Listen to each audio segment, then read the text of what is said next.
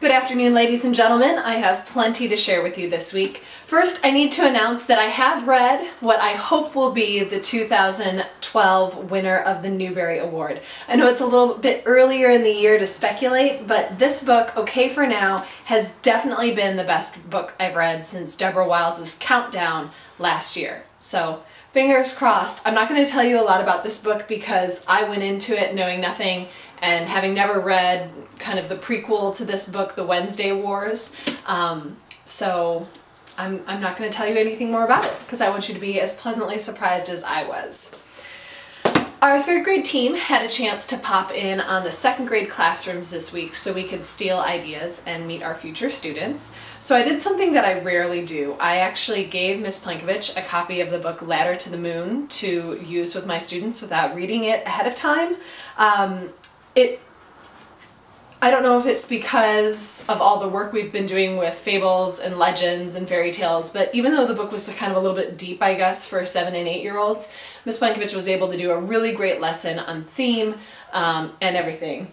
Cricket, of course, would like to weigh in as usual, even though we're in a new venue for our recording, so perhaps you might see her, perhaps you might not. Also, the art in this book is written by 3-time Pura Belpré Award winner Yuyi Morales, so you know that the art is going to be absolutely gorgeous and wonderful and amazing. And speaking of traditional literature, we started the third grade Junior Great Books curriculum this week.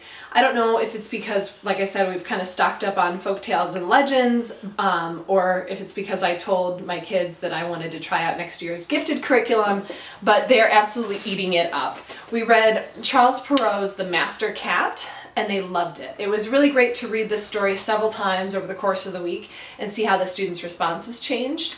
A few students realized that this was the same tale as Puss in Boots, which was pretty commendable. And also, did you know, this is something that I didn't know either, did you know that Perrault's stories, which were written originally in French, they actually came out 100 years before the Brothers Grimm's fairy tales?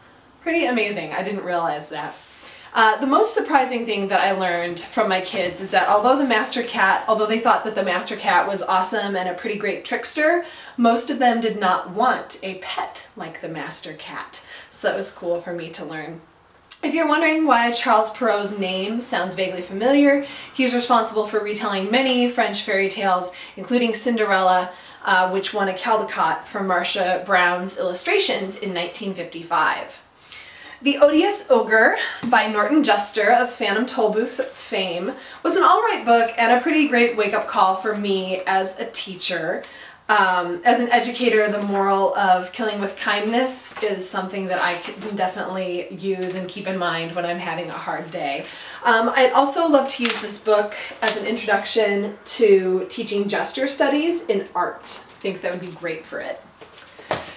Although we didn't read it this week, it's worth mentioning that after the news of Osama bin Laden's capture and demise, we talked about it and we also read The Flag We Love by Pam Munoz-Ryan, which sounds like it would be kind of a cheesy, overly patriotic book, but it's really not. It's really great. My students were kind of surprised to see that it wasn't illustrated by Brian Selznick like Ryan's other books, When Marian Sang and Amelia and Eleanor Go for a Ride.